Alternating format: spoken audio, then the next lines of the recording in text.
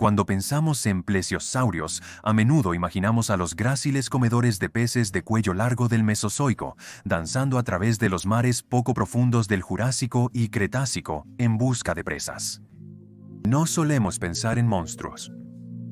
Sin embargo, estos reptiles solo eran una parte del orden Plesiosauria. La otra mitad estaba compuesta por enormes y poderosos depredadores ápice del clado Plioceroide o pliosaurios.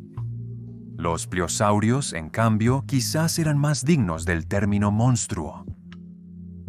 Prosperando en los mares mesozoicos como depredadores ápice, desde el Jurásico temprano hasta el Cretácico tardío, los pliosaurios cazaban no solo peces, sino también reptiles marinos, aves oceánicas y probablemente incluso dinosaurios que intentaban un rápido nado a través de las olas.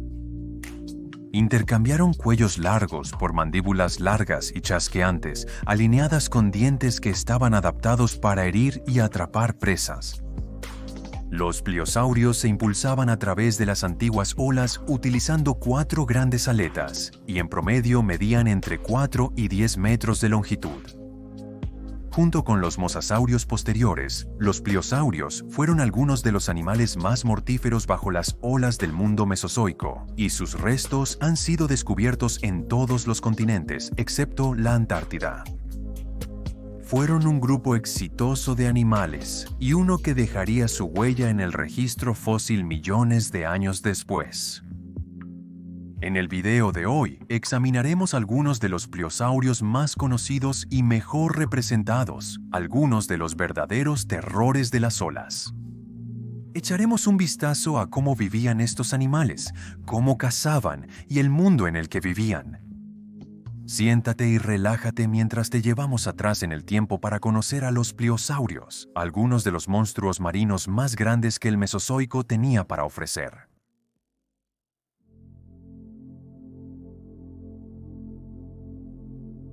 Comencemos con el género más conocido y homónimo del grupo, Pliosaurus.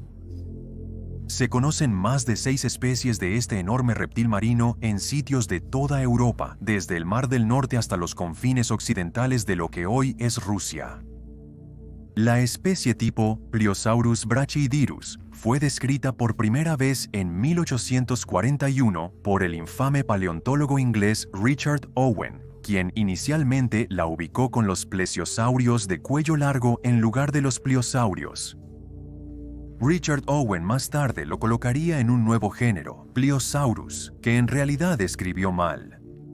El nombre previsto para el animal era Pliosaurus, pero debido al sistema de nomenclatura del Código Internacional de Nomenclatura Zoológica, no pudo cambiarlo una vez que se había escrito Pliosaurus. Así, los pliosaurios fueron presentados al mundo de una manera un poco inconvencional. Podemos saber mucho sobre el Pliosaurus debido a que tenemos especímenes fósiles increíblemente completos del género.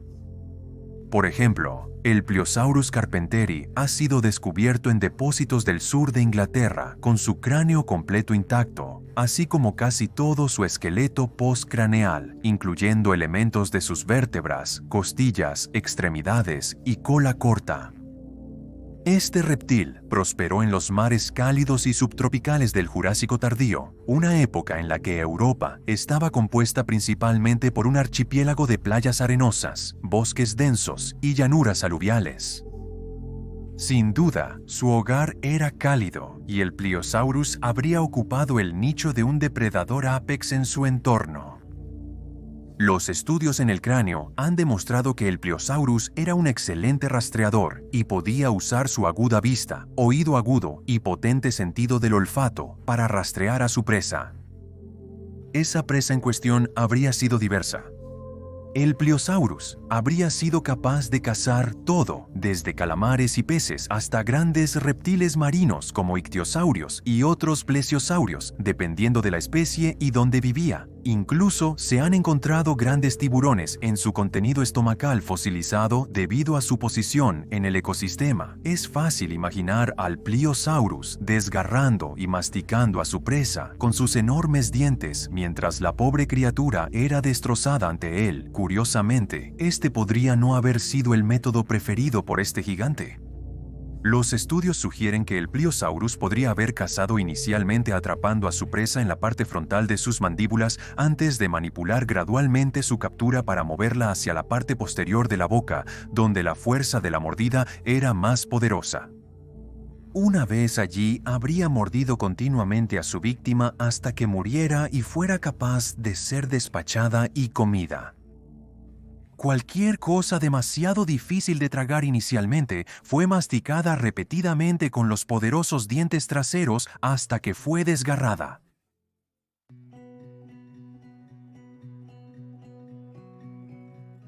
Kronosaurus es uno de los animales mesozoicos más conocidos que provienen de las rocas fósiles de la antigua Australia. Su única especie, Kronosaurus queenslandicus, lleva el nombre de la formación Tullabuck ubicada en la actual Queensland, de la cual se extrajo por primera vez el reptil en 1899. Vivió durante el período Cretácico temprano, una época en la que Australia todavía estaba conectada con el continente de la Antártida.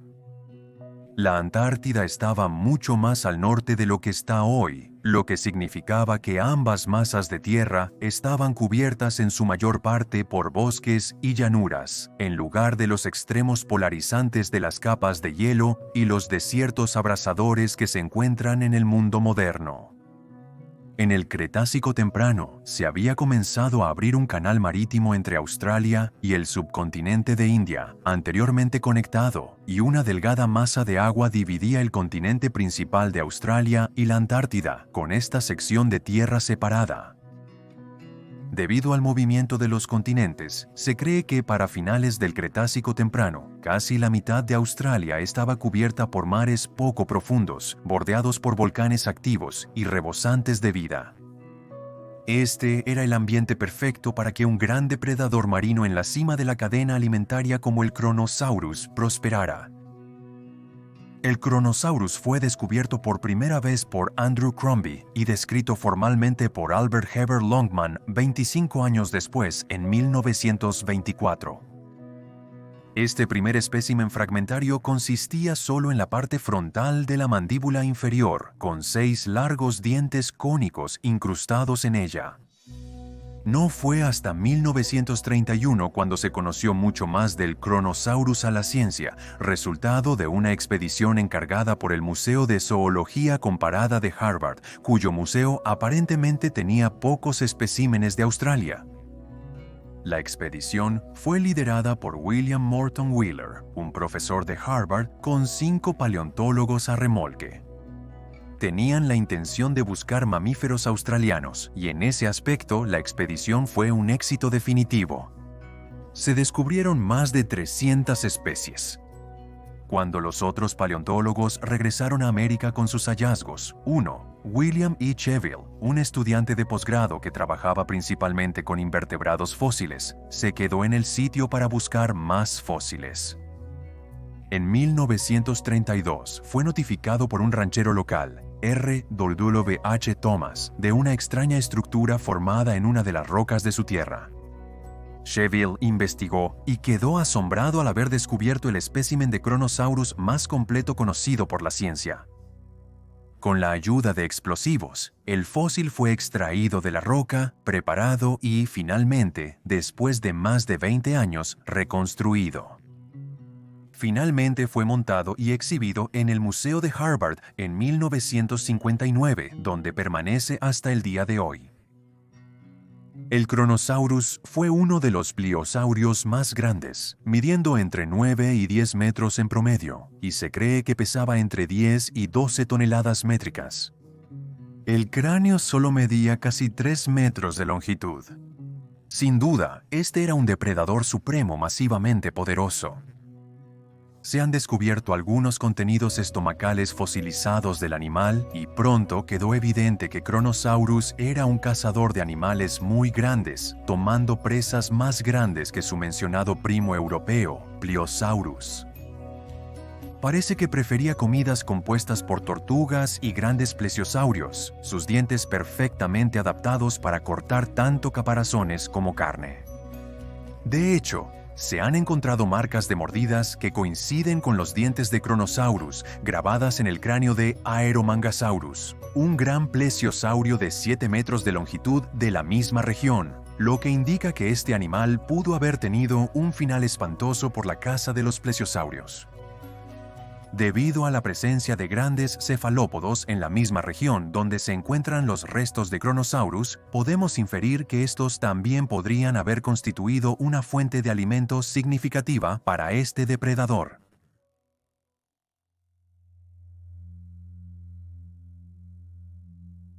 Un poco más pequeño, pero no menos infame, Liopleurodon fue un depredador supremo de Europa. Del período Jurásico medio a tardío, justo coincidiendo con el tiempo en que los famosos dinosaurios de la Formación Morrison vagaban por las llanuras y bosques de América del Norte. Por otro lado, Liopleurodon fue desenterrado por primera vez de depósitos en Württemberg, Alemania, en 1841, pero el primer material fósil que se le puede atribuir se encontró alrededor de 1824. Más tarde, estos restos alemanes fueron identificados como un nuevo género Liopleurodon en 1873, nombrado oficialmente por Henri-Émile Sauvage. Identificó 3 especies distintas de Liopleurodon, Ferox, Grossivrei y Buglandi. Todos estos animales eran grandes reptiles marinos carnívoros que habitaban los antiguos mares europeos en la época del Jurásico. Fuera de Alemania, se sabe que Liopleurodon nadó en los mares cálidos y poco profundos de lo que hoy es Inglaterra y Francia, con un espécimen posiblemente originario de Oaxaca, México, pero estos restos son demasiado fragmentarios para afirmarlo con certeza. Hasta el día de hoy, las únicas 2 especies de Liopleurodon que han resistido la prueba del tiempo y el escrutinio científico son Liopleurodon farrox, la especie tipo, y Liopleurodon pachydirus, que fue propuesto en 1969. Liopleurodon puede haber sido un depredador apex, pero no es exactamente el monstruo que se sabe que fue Kronosaurus. Más bien, el reptil medía entre 4 y 7 metros de longitud cuando estaba completamente crecido, pesando aproximadamente entre 1 y 2 toneladas. Algunos científicos han propuesto que Liopleurodon podría haber crecido más, pero estos posibles especímenes de 10 metros eran anormalmente grandes para el género. Se cree que el Liopleurodon fue un verdadero maestro de las olas, un animal perfectamente adaptado a su entorno de mares cálidos y poco profundos. Sus extremidades actuaban como 4 remos musculosos para empujar hábilmente al reptil a través del agua, perfectos para proporcionar un gran grado de aceleración cuando se detectaba una posible presa. Al igual que otros pliosaurios, dependía en gran medida de su agudo sentido del olfato y la vista, capaz de detectar comida en el agua desde lejos, de una manera similar a los tiburones.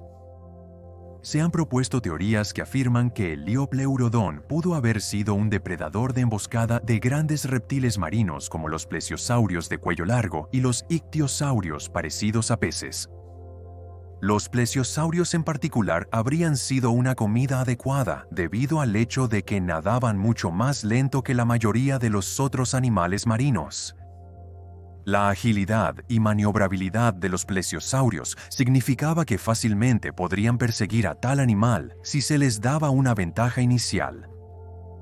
Se han encontrado ganchos de tentáculos de cefalópodos en el contenido estomacal fosilizado de especímenes de Liopleurodon, lo que significa que los calamares y sus parientes casi seguramente estaban en el menú. Esto significa que Liopleurodon pudo haber sido un oportunista, tomando cualquier presa que pudiera mientras viajaba por los mares. De los pliosaurios cubiertos en este video, Liopleurodon podría ser uno con el que estés más familiarizado.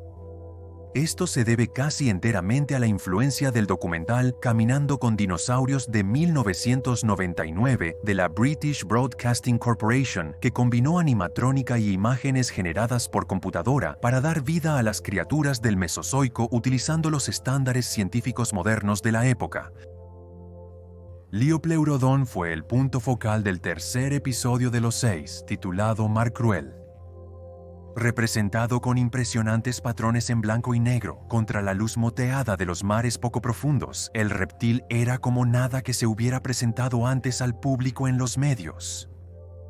Lo único con esta reconstrucción es que es casi 3 veces demasiado grande. El documental afirma que el Liopleurodon podría crecer hasta más de 25 metros de longitud. Eso es solo unos pocos metros menos que la ballena azul promedio. Este tamaño exagerado se debe al hecho de que esta reconstrucción se basó en restos muy fragmentados. Antes de que tuviéramos una mejor idea de lo que era Liopleurodon y cómo vivía. En el documental, se podía ver a Liopleurodon cazando ictiosaurios y amonitas, así como emboscando a dinosaurios terópodos que caminaban a lo largo de la costa. El pliosaurio fue representado más tarde en el spin-off de Caminando con dinosaurios, monstruos marinos, presentado por Nigel Marven. Mostrados una vez más en espectacular imágenes generadas por computadora, esta vez los enormes reptiles pueden verse de noche, alimentándose de los cadáveres de un Litsichthys, un pez colosal que ha hundido hasta el fondo de los mares poco profundos.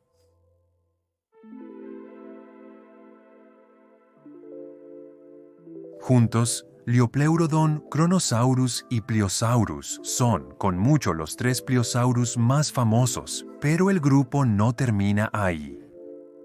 Otros pliosaurios se adaptaron a diferentes formas de vida. Algunos, como el Attenborough-saurus, nombrado en honor al gran naturalista británico, tenían cuellos más largos, pareciendo algo así como un punto intermedio entre el Plesiosaurus y el Pliosaurus. Otros, como el Luscón, lucían largos hocicos tubulares utilizados para atrapar peces, cefalópodos y bancos de peces. Los pliosaurios dominaron hasta la llegada del Cretácico, cuando comenzaron a disminuir en número.